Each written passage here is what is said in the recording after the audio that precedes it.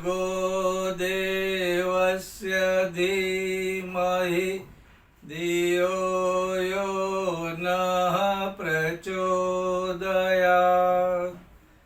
ॐ गुरुर्ब्रह्मा गुरुर्विष्णुः गुरुर्देवो महेश्वरः गुरुर्साक्षात् परब्रह्म तस्मै श्री गुरवे नमः। हमारे शास्त्रों में जीवन को क्षेत्र अर्थात खेत कहा गया है। भगवद गीता, उपनिषद, इनमें कहीं ना कहीं जीवन को क्षेत्र कहा गया है। भगवद गीता की तो शुरुआती धर्म क्षेत्रे कुरुक्षेत्रे कहकर हुई है और सचमुच में ये हमारा जीवन खेत जैसा ही है। आप सोचो, किसान क्या करता है? किसान खेत में जाता है तो सबसे पहले वह जोतता है, खेत को जोतता है। अच्छा, उसके बाद वो क्या करता है? पिछली जो फसल हुई थी, उस पिछली जो फसल है उसके जो पौधे होते थे जिनकी जड़ें सूख गई है, उसको पहले बाहर निकालता है। पिछली पुरानी है, काम की नहीं है, लेकिन रह गई है, सूख गई है। अगर वो रहेगी तो नई फसल नहीं होगी, उसको निकालना ही है और उसको वह निकालने का काम सबसे पहले करता है। फिर क्या करता है? उस खेत में जाने अनजाने कंकर और पत्थर इकट्ठे हो जाते हैं। कहाँ से आते हैं, कैसे आते हैं, पता नहीं चलता, लेकिन ये कंकर पत्थर इकट्ठे हो जाते हैं जो खेती के लिए बाधक है। तो किसान क्या करेगा? उन कंकरों को, उन पत्थरों को निकाल के बाहर फेंक देगा। ये उसे करना ही है। अगर कंकर पत्थर रहेंगे मिट्टी में तो खेती अच्छी नहीं होगी। उसके बाद वो क्या करता है? खाद पानी की व्यवस्था करता है। अगर खाद और पानी नहीं होगा तो खेती नहीं होगी। तो खाद पानी की व्यवस्था करनी पड़ती है। वो पहले ही व्यवस्था करता है, कौन सा खाद लाना है, कितना लाना है, किस भूमि में कितना डालना है, पानी की व्यवस्था कैसी करनी है। अलग अलग इसके स्तोत्र होते हैं, उसमें से उसको कहाँ से लाना है ये देखते हैं। और ये जब तय हो जाता है, बाद में किसान बीज बोता है।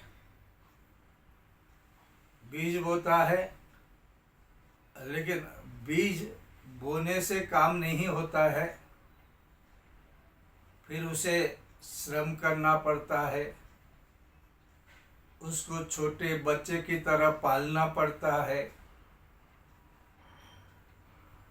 पानी, धूप, प्रकाश और उनका रक्षण पशुओं से, कीड़ों से, ये करना पड़ता है।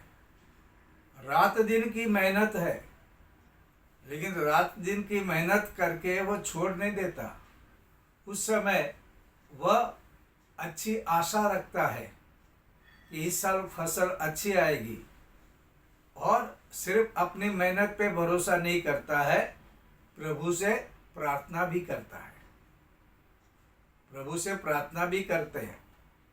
अपना श्रम, प्रभु की कृपा, ये दोनों का वहाँ पे मिलन होता है और फिर अच्छे दिन की आशा, उज्जवल भविष्य की आशा।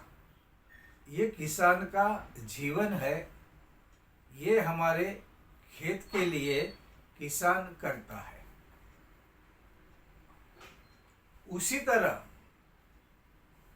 ये हमारा जो क्षेत्र है, ये जीवन है, हमको यही प्रोसेस से गुजरना पड़ता है। करीब करीब ऐसा ही है। परम पूज्य गुरुदेव ने इनको 4 भागों में बांट दिया है। ये जब 4 भागों की बात करें तो इस तरह जैसे कोई भवन बनाना है तो उसके लिए 4 दीवारें चाहिए। 4 दीवारें रहेगी, भवन मजबूत बनेगा, सुंदर बनेगा, रहने लायक बनेगा। उसी तरह कोई भी चीज हो तो उसके लिए 4 पाए चाहिए। उन 4 पायों पे वह खड़ा रह सकता है। उसी तरह परमात्मा ने भी 4 दिशाएं बनाई है। चारों दिशाओं के अपने अपने गुण हैं, अपने अपने काम हैं, अपनी अपनी असर है। ये 4 दिशाएं, फिर ब्रह्मा के 4 मुख, चारों मुख का कोई ना कोई कारण। वेद भी 4 वेदों में संपूर्ण ज्ञान छिपा हुआ है। एक वेद भी कम हो जाए तो जीवन का कोई ना कोई अपना हेतु, अपना कार्य अधूरा सा रह जाता है। उसी तरह 4 आश्रम हमारे ऋषियों ने बनाए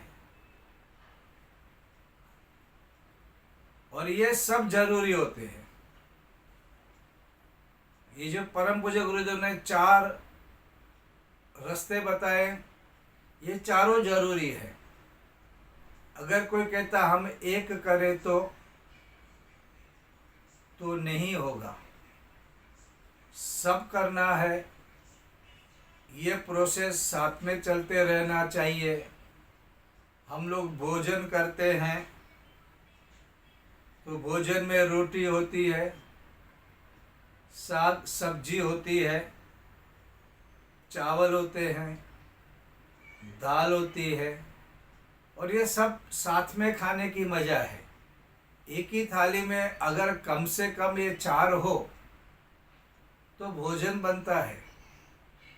कोई कहे हम कुछ साल सिर्फ रोटियां खाएंगे तो रोटियां रोज आप नहीं खा पाएंगे। रोटियों के साथ सब्जी भी चाहिए, दाल भी चाहिए और राइस भी चाहिए, ये सब चाहिए। कोई कहे हम सिर्फ दाल पे 1 साल बिताएंगे, संभव नहीं है। सिर्फ दाल, अरे दाल के साथ चावल भी चाहिए, दाल के साथ रोटियां भी चाहिए, तब मज़ा आती है। कोई कहे हम सिर्फ चावल खाएंगे तो भी बात बनेगी नहीं। ये सब साथ में होगा तो अच्छा रहेगा। इसी तरह से हम लोग स्कूल में जाते हैं तो कोई सिर्फ गणित पढ़े तो भी नहीं चलेगा। कोई कहे हम भाषा पढ़ेंगे तो भी नहीं चलेगा। कोई कहे हम सिर्फ इतिहास पढ़ेंगे तो भी नहीं चलेगा। कोई कहे हम सिर्फ भूगोल पढ़ेंगे तो भी नहीं होगा। ये सारे विषय के बारे में हमको जानकारी होनी चाहिए और हमारे अंदर ये सारी शक्तियाँ भी हैं, किसी में कम ज़्यादा हैं। अभी जो मल्टीपल इंटेलिजेंस के बारे में हम लोग जान रहे हैं, उसका उपयोग कर रहे हैं, तो ये तब होगा क्योंकि हमारे अंदर सभी में सभी बुद्धिमत्ता है, प्रतिभा है। हो सकता है किसी में कुछ चीज़ें ज़्यादा हो, किसी में कुछ चीज़ें कम हो, किसी में समान रूप से हो, ऐसा कुछ भी हो सकता है। लेकिन है सब में, सब व्यक्ति यूनिक भी है, उनके जैसा कोई नहीं है। लेकिन ये जो छिपी हुई शक्तियाँ, ये प्रतिभाएं, ये हमको समझनी चाहिए, निकालनी चाहिए। ये अगर हम नहीं निकालेंगे, मनुष्य जीवन हम लोगों ने लिया है, परमात्मा ने इतनी सारी शक्तियाँ दिए हैं और शक्तियाँ सब जगह दी है। हमारा जो शरीर है वो अद्भुत है। शरीर के बारे में जानेंगे तो आपका दिमाग काम नहीं करेगा। उससे ज़्यादा हमको जो मन दिया है, हमारे मन की शक्तियों के बारे में जानेंगे तो आपको आश्चर्य होगा। परमात्मा ने मन दिया है, मन के अंदर इतनी सारी शक्तियां हैं, मन की इतनी सारी शक्तियां हैं कि हम न जाने क्या से क्या कर सकते हैं। और उससे ज़्यादा हमारी आत्मा की शक्ति वो इतनी अद्भुत है। आत्मबल मिलता है तो आदमी कहाँ से कहाँ पहुँच जाता है। अपना तो भला करता है, दूसरों का भी भला करता है। ये आत्मा, आत्मा की शक्ति, ये परमात्मा ने जी भर के दिया है। जितना चाहिए उतना दिया है। हम जो सोच नहीं सकते वो कुछ दिया है। कभी कभी तो इंसान को पता ही नहीं चलता है कि वो क्या लेके आया, और एक दिन संसार छोड़ के चला जाता है, तब भी पता नहीं चलता कि उसके पास क्या क्या था और उसने इसका उपयोग क्यों नहीं किया, ये भी समझ में नहीं आता। तो अगर मनुष्य जीवन मिला है, हम पशु ना बने, हम मानव बने। परम पूज्य गुरुदेव कहते हैं आदमी देवता बन सकता है। इसलिए शांति कुंज में भटका हुआ देवता का मंदिर है। एक इतनी अच्छी फिलोसॉफी गुरुदेव ने बहुत ही कम शब्दों में समझाई है। अगर भटका हुआ देवता का अगर वो तत्वज्ञान समझ ले, उसका पूरा जीवन बदल जाएगा। ये जीवन पद्धति को परम पूज्य गुरुदेव ने 4 स्टेप्स में समझाया है, उसे हम समझे। और ये चारों चीजें जरूरी है। जैसे गुरुदेव कहते हैं धोती पहनोगे तो कुर्ता भी पहनना है, बनियान भी पहनना है, ये सब कुछ होता है। और जूता भी पहनना है।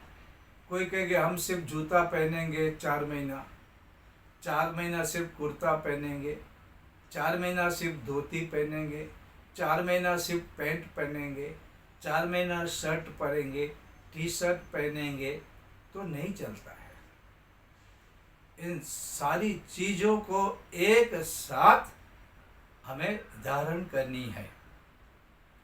अब हम देखते हैं हमारे आत्मिक, हमारे विकास के लिए हमें कौन कौन सी चीज़ों को किस तरह से लेना है और हमको उसे बढ़ाना है।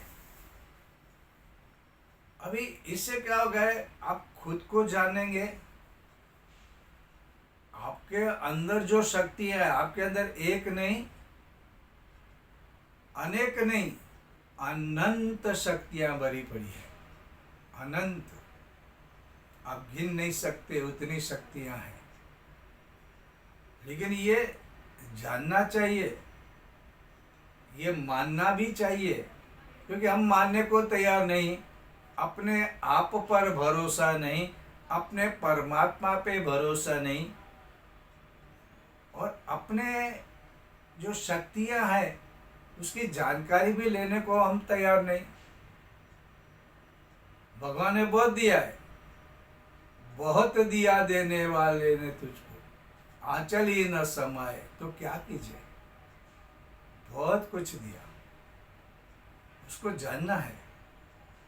आदमी क्या से क्या, महामानव, देवता, इवन हमारे शास्त्रों में तो कहा जीव शिव बन सकता है, आत्मा परमात्मा बन सकता है, नर से नारायण बन सकता है। ये सब संभावनाएं हमारे अंदर है, सभी संभावनाएं हैं।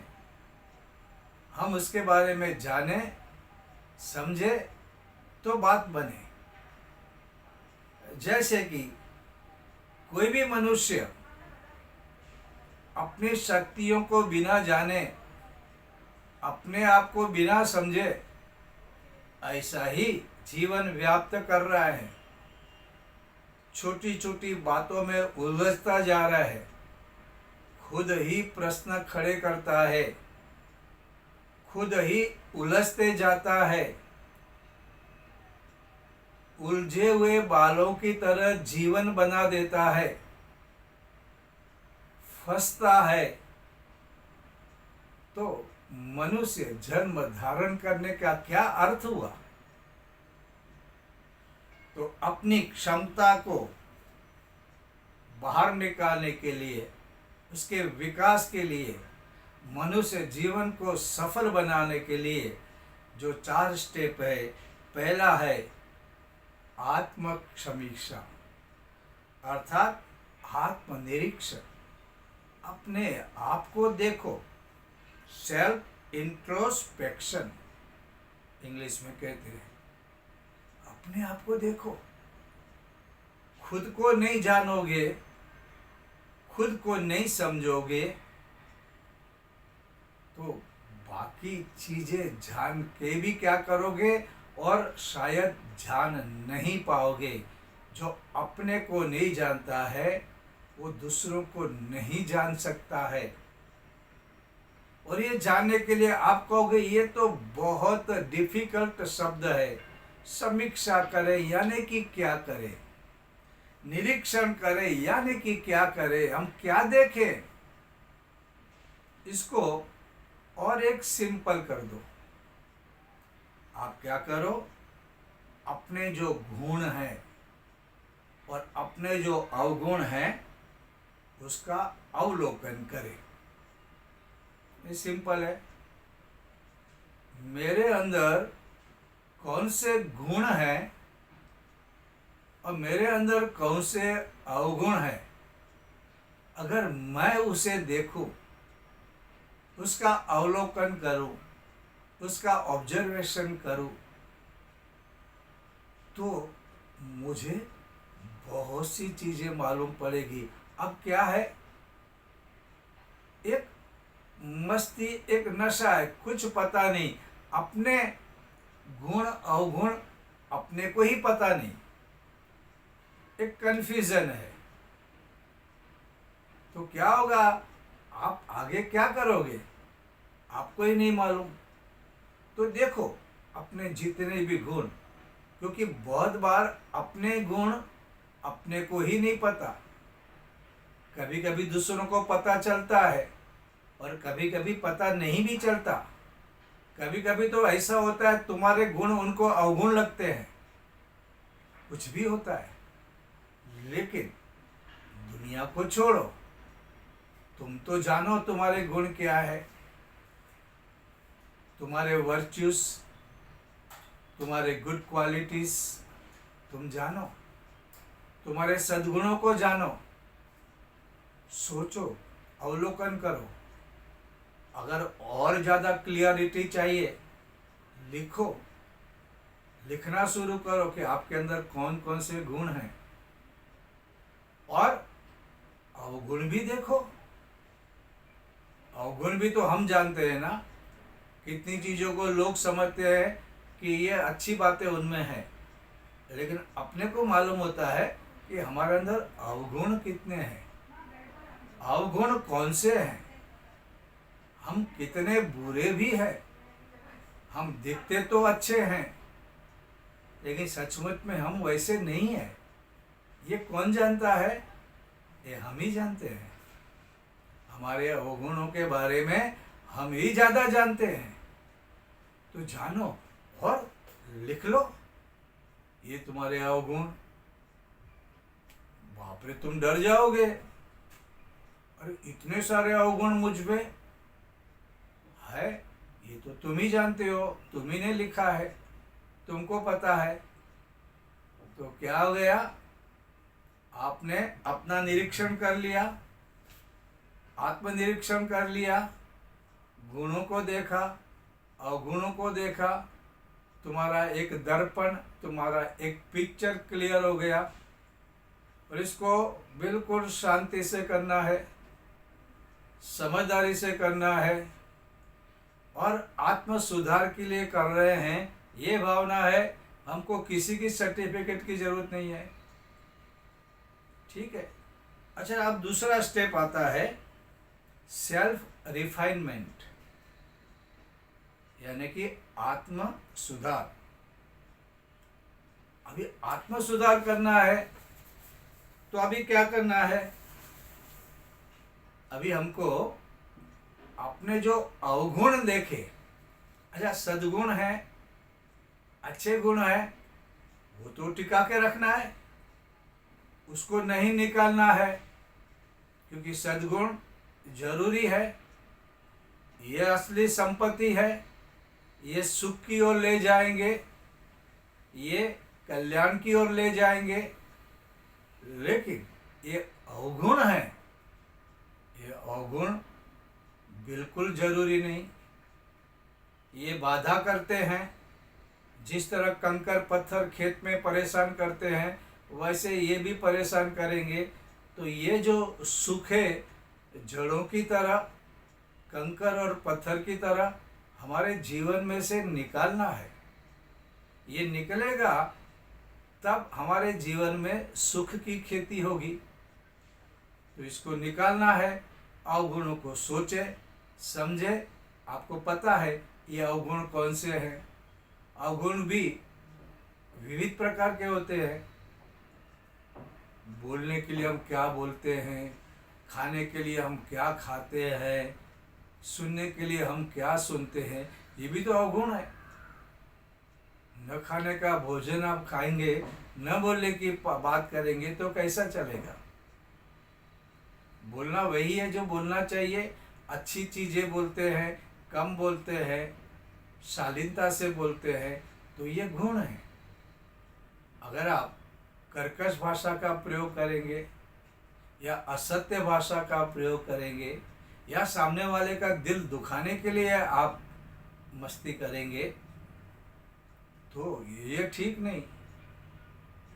संस्कृत में एक सुभाषित है, काक कृष्ण पीक कृष्ण को भेद पीक काकयो वसंत समय प्राप्ते काक काक पीक पीक। अर्थात क्या होता है? कौवा भी काला है, कोयल भी काली है, दोनों में क्या फर्क है? वसंत ऋतु आती है ना, तब पता चलता है कि क्या फर्क है। कोयल बोलती है तो मधुर बोलती है, और कौवा बोलता है तो कर्कश। मधुर भाषी कोयल सबको अच्छी लगती है, सुनने को दिल बेताब होता है, लेकिन कौवे की कर्कश भाषा किसी को पसंद नहीं पड़ती। वे कौवे को वहाँ से निकाल लेने का प्रयत्न करते हैं।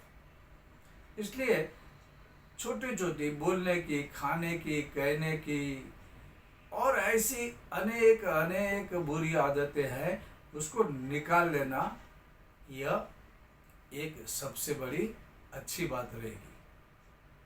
अवगुणों को रखो मत, निकालो, उसको निकालो, साफ कर दो। अपने जीवन के खेत से उसको बाहर निकालो, धीरे धीरे उसे बाहर निकालो। और उसके बाद क्या करना है? Self construction. सेल्फ कंस्ट्रक्शन अर्थात आत्मनिर्माण। आत्मनिर्माण मतलब क्या? आप लोग आत्मनिर्माण में कैसे करो? आत्मनिर्माण के लिए आप ऐसा करें, अपने गुणों को बढ़ाएं, नए नए गुण सीखे, जो गुण तुम्हारे पास है उसको बढ़ाओ। सत्य बोलने की आदत है, बढ़ाओ। सात्विक खुराक अगर आप लेते हो और अच्छी तरह से खुराक के बारे में समझते जाओ, और फिर यज्ञ में आहुति देके भोजन करते जाओ, दूसरों को खिला के खाते जाओ, नए नए गुण ऐड करते जाओ, और जीवन तुम्हारा ऐसा बनेगा, तुम महामानव बन जाओगे। दूसरों को खिला के खाना, हेन त्यक्ते न भुंजी था, इतना अच्छा लगता है, इतना सुखद लगता है, क्या बात करें। खिलाओ, यज्ञ में आहुति देके खाओ, भगवान को भोग लगाओ, और ज्यादा सद्गुण और ज्यादा सद्गुण बढ़ाते जाओ। सत्य बोलते हो, सत्य को बोलो तो थोड़ी मिठास डालो, थोड़ी नम्रता बोलो। नहीं, हम तो मुंह पे बोल देते हैं। अरे मुंह पे बोलना है तो भी तरीके अलग अलग हो सकते हैं ना। किस तरीके से बोलोगे उसके बारे में आप सोचो। सत्य कहना है, असत्य नहीं कहना है, असत्य को बढ़ावा भी नहीं देना है, लेकिन सत्य को बोलने का भी तरीका मधुर होना चाहिए, सुंदर होना चाहिए। तुम्हारा कलेजा भी ठंडा हो, सामने वाले का कलेजा भी ठंडा हो। अगर ऐसे करोगे तो उत्तम है। तो अपने जो सद्गुण है बढ़ाते जाओ, ये इनडायरेक्टली आपका निर्माण कर रहे हैं। और फिर सेल्फ एक्सपेंशन, अपना आत्म विकास करो। ये जो अपनापन है, ये जो प्रेम है, ये क्या करो? इसका विस्तार करो। आत्मवत सर्वभूतेषु, ये जिस दिन आता है ना, ये स्टेप बाय स्टेप आ रहा है, लेकिन ये आता है ना, उस दिन सचमुच में जीवन जीने जैसा लगता है। तो लोग भी चाहेंगे कि आप उनके पास बैठो, क्योंकि आपके पास बैठने मात्र से, क्योंकि आप अपने प्रेम को बहा रहे हो। ये प्रेम जब बहता है ना, प्रेम की तरंगे जब छा जाती है ना, तो एक सुख मिलता है लोगों को, वो सब चाहेंगे। और जो दूसरों को प्रेम देता है वो सबसे ज्यादा सुखी होता है। प्रेम देना, प्रेम, इसलिए परम पूज्य गुरुदेव कहते हैं कि मेरे बारे में आप और कोई बातें करो न करो, लेकिन मैंने जितना प्यार बांटा है ना, हम तो ये चीजें बार बार कहते भी हैं, लेकिन इसकी ये जो सही बात है, इसका जो मूल्य है, ये तभी समझ में आएगा जब हम भी वैसा प्रयत्न करें, हम भी प्यार बांटें, अपना विस्तार करें। उपनिषद का एक बात लिखा है कि अयम निज परोवेति गणना लघु चेतसाम उदार चरिता नाम तु वसुधैव कुटुंबकम। यानी कि ये तेरा है और ये मेरा है, ये तो छोटे लोगों की, जिनका मन, जिनका दिल छोटा है, उनकी बातें हैं। जिनका हृदय बड़ा है, दिल बड़ा है, मन बड़ा है, उनके लिए तो ये सारा विश्व एक परिवार है। वसुधैव कुटुंबकम, यानी कि वसुधा एव कुटुंबकम। ये जो भाव आ जाता है ना, तो आदमी महामानव बन जाता है, देवता तुल्य बन जाता है। लेकिन हमको फॉलो करना है। ये परम पूज्य गुरुदेव ने जो ये 4 स्टेप, 4 बातें बताई, ये बहुत आसान बातें हैं, इतना टफ नहीं है, लेकिन टफ क्यों लगता है? क्योंकि हम करते नहीं, सुनते हैं। जिस से करना शुरू करें, आज से शुरू कर दो। सिंपल है, 4 स्टेप ले लो। पहले अपने गुणों को और अवगुणों को देखो, फिर अपने अवगुणों का सुधार करो, फिर गुणों को बढ़ाओ, और फिर अपनेपन का विस्तार करो।